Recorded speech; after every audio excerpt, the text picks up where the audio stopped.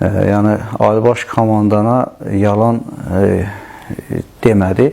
Siz demə, mən həmən an əlimi qaldırıb ayağa durmalıyam və bu deyilənləri mərz etməliyəm. Mən o otaq müddətində qərar verdim ki, demək olmaz. Yəni mən zabit ölkə başçısını alada bilmərəm. Qısa və konkret. O çıxanda baş qərargah rəisi Nəcməddin Sadıqov ona rus dilindən nəsə bir söyüş kimi söydü və barmağının yanında belə onu belə hədələdi.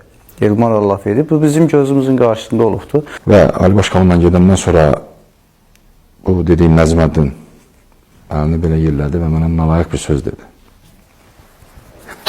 O sözdən sonra dəqiq bildim ki, mənim artıq karyeram bitdi. Burada da bitdi. Və ondan sonra bizim qara günümüz başladı. Ümumiyyətcə kəşfiyyat bölüyünü tamamilə ləğv elədilər. Hamını perivod elədilər başqa-başqa bölmələrə, ön xəttə bölüş komandirimizdən tutmuş əskərə qədər. Sonra birinci korpusda həmlə taboru yarandı. Zabit gizir maxinlərdən ibarət bir tabor yarandı. Spes bir tabor. Həmən tabora məni perivod oldum. Sonra tərtər hadisələri baş verdi. Bizim başladılar postları qabağa çəkməyə. Elə bir ki, düşmənlə bizim aramızda olan o neytral zona var ki, həmən zonanı qabağa çəkməyə başladılar. Hətta orada da bizim uşaqlarımızı düşmən vurmuşdu, öldürmüşdü. Texnikalarımızı vurmuşdu. Çünki gecə-gündüz orada bir iş gedirdi. Yəni tələsik bir iş gedirdi orada. Mən onu demişəm dəfələrinə. Bizim postu çəkdilər qarşıya. Orada məsələn Cənab Prezidentə indi ona kim məruzəyi yəqin ki, ya korpus komandiri Müdafiə Nazirini alladıbdır. Müdafiə Naziri də o səhv məlumatı Cənab Prezidentə veribdir. Cənab Prezident orada çıxıb deyir ki, Talış Söyüsülan almışıq bizdədir.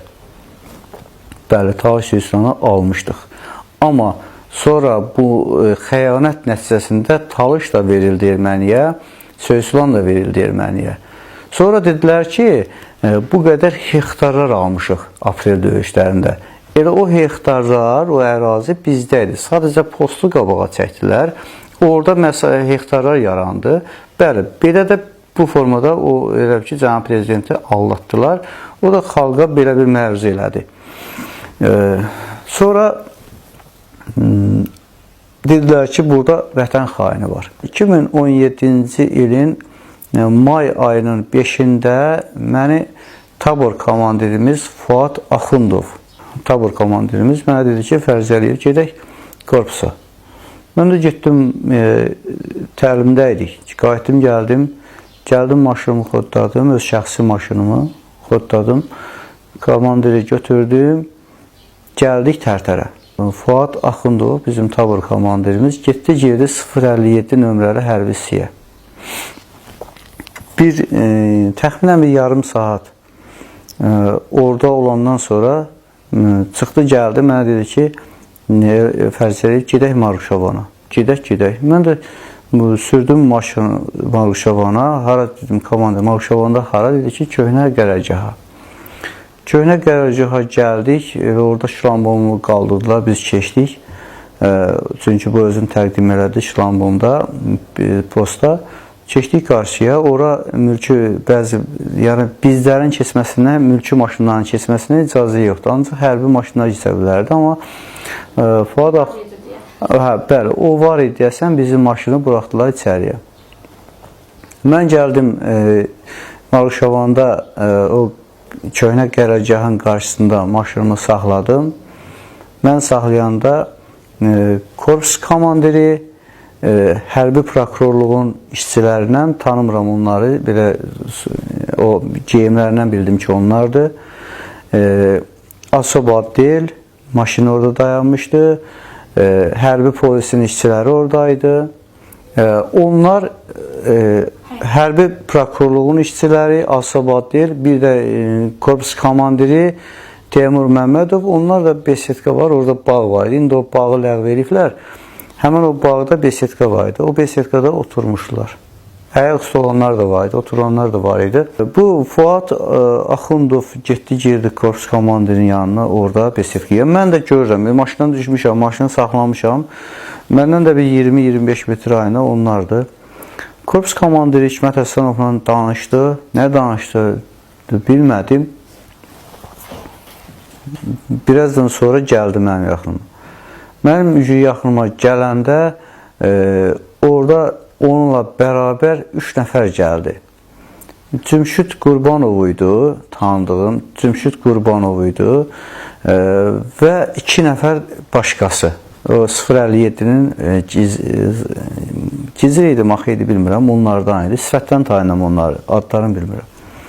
Amma təlimlərimiz biri olurdu deyəsəm, belə bunların hamısının adlarını bilməsəm də, amma belə sifətdən hamısını tanıyıram ki, bu hansı haranın əskəridir.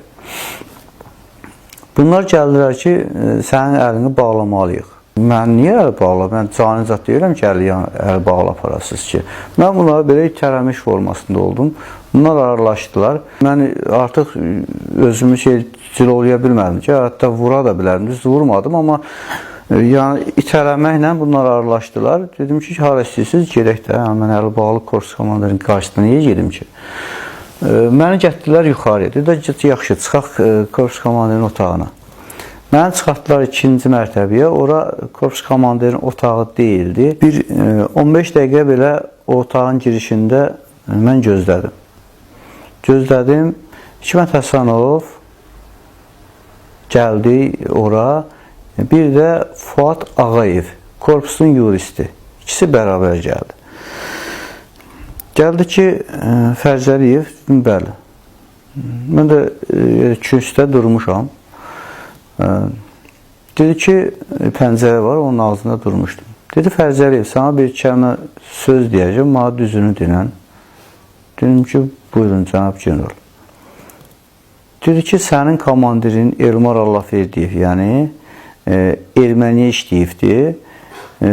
Biz bunu bilirik. Sən bunları araşdırmışıq ki, Elmar Allahverdiyevdən sənə çox telefon zəngləri gəlibdir.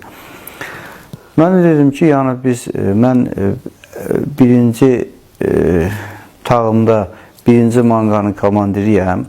Əsas qrupun, kesit qrupunun komandiri mənəm. Və bölüyün postlara çıxmasında, müşahidələrin dəyişilməsində, bölüyün məsələn, səhər idmana çıxmasında və yaxud da ki, digər işlərdə bütün məsuliyyət mənim üzərimdədir. Yəni, həm də bölükdə həm kəşfiyyatçı kimi təcrübəmin olmasına görə, həm o birisi digər uşaqlardan, yaşım onlardan bir balaca yüksək olmağına görə, bölük komandiri ilə mənim şəxsi dostluğum var. Buna görə də mən də o tapşırıqları ondan alıram. Araşdırıb səs yazılarımızı çıxarsanız ortalığa, görərsiniz ki, o məndən nə danışıbdır. Yəni, ancaq hərbidən, ancaq nə isə mənə əmr edibdir. Başqa burada hiçbir şey yoxdur.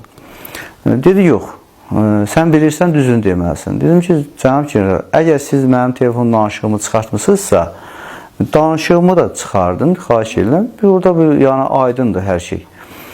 Və mənim dediyimi siz orada biləsiniz ki, mən dediklərim düzdür. Dedi ki, aparın bunu içəriyə. Hikmət Həsənov, korpus komandiri.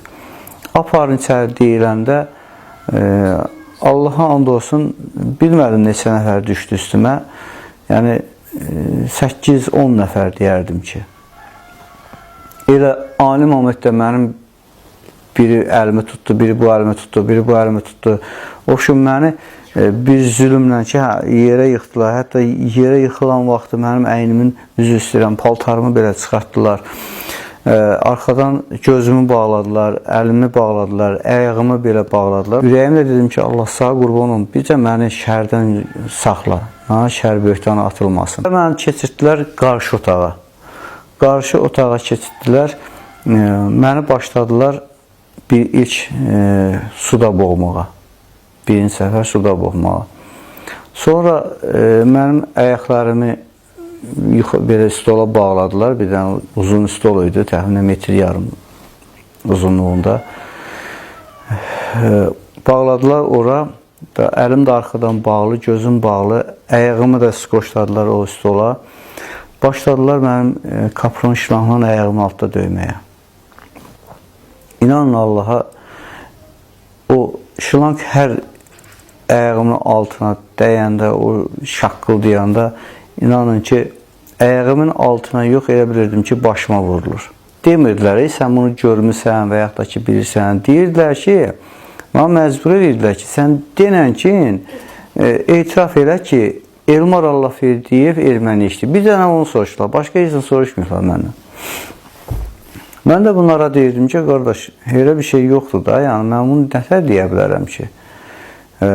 Özümü, psixologiyamı elə hazırladım ki, mən elə bir düşmüşəm düşmən əsirliyinə, mənə düşmən zülm eləyir. Sonra başladılar məni elə uzanıqlı vəziyyətdə, arxası üstə uzanıqlı vəziyyətdə ağzımın skosunu açdılar. Gözümün skosu var idi, ağzımda yox idi skosu. Ağ əskini belə qoydular ağzıma mənim, başladılar onunla su tökməyə, ağzıma su tökməyə. Əskini qoyub, bilməm niyə eləyirdilər. Boğulmaq, sonradan bilmişəm ki, boğulmaq üçün onu eləyirmişlər. Sonra oradan çıxardıb toka verdilər məni. Yəni orada xüsusilə də 341 nömrəli hərbi hissədən, yəni Sapyordan o minaları partlatmaq üçün belə telefon kimi şeydir, o dığıldadır. Məsələn, knopkanı basanda o minaları partladır da. Məsələn, istiqamətləndirici minalar var. PM50, PM100, nə bilim nələr. O minaları partlatmaq üçündür o. Onlardan biz tok kimi bizdə istifadə edirdilər. Həqiqətən də yəni bərk vurur. Yəni adi belə tokdan heç bir fərqi yoxdur onun. İndi bilmirəm neçə volt verir. Onun bir dənəsini qoşdular mənə. Gördülər ki, ürəkləri soymaqda ikincini yətdilər. Eyni vaxtda iki tokdan birdən knopkanı basırdılar. İnanın Allaha, qalxırdım, göyümü qatan düşürdüm. Axırı bir dənəsi kim idi o bilmədim. Dedi ki, buna təsir eləmir. Mən çox elə bir ki, bunlara yalvarmırdım, bunlara nətər deyim, özümü dözümlü göstərməyə çalışırdım. Çünki demirəm, əvvəlcə dedim, özüm psixologiyamı elə hazırladım ki, düşmən əlindəyəm da, ölsəm, ölürəm, fakt ölürəm, amma elə ölürəmsə də qoy bunlara yalvarmış kimi getməyim də, elə kişi kimi gedim, qoy elə, yəni bu formada özüm psixologiyamı belə hazırladım. Üçüncü, inan Allaha, üçüncü aparatda qoşdular mənə. Meyit çox idi yəni orada. Ağlaşma, nə bilim, səsdən də ki, qulaq batırdı da, yəni, onun gözləri olsun, görməsin, yəni. Hətta tutub əyağımızdan 200-lük borcqıya, su borcqasına belə salırdılar. İstədikləri vaxtı çıxardırdılar, indi bilmirəm. Mənim 2 dəfə ya 3 dəfə belə ayıldığım yadıma düşür. Ki, məni gördüm ki, şapalaqlayıb belə ayıldırlar. Bir ay orada qaldıq. Təxminən bir 20 gün belə o işgəncələr davam elədi. Sonra bizi ayın 9-u idi ya 10-u idi, dəqiq xatırlamıram. Çünki göz bağlı idi. Gecə gündüzün gəlib nə vaxt getdiyini biz bilmirdik. Hətta üzr istəyirəm, ayaq yoluna belə yəni getməyə icazə yox idi. İnanın ki, yenə də dönə-dönə üzr istəyirəm, yəni bu həqiqətdir. Orada o insanların qanı, o insanların nə bilim sidiyi qarışmışdı bir-birinə, orada bir vahim, o bir üfunət var idi ki, o otaqlarda. Təsəvvür edin, suyu tökürlər, tokdan verirlər. O su sidiyə qarışır, sidik qana qarışır, o insanların başı partlayır, gözü partlayır, nə bilim, digər orqanları, tokun yerləri partlayır, o qan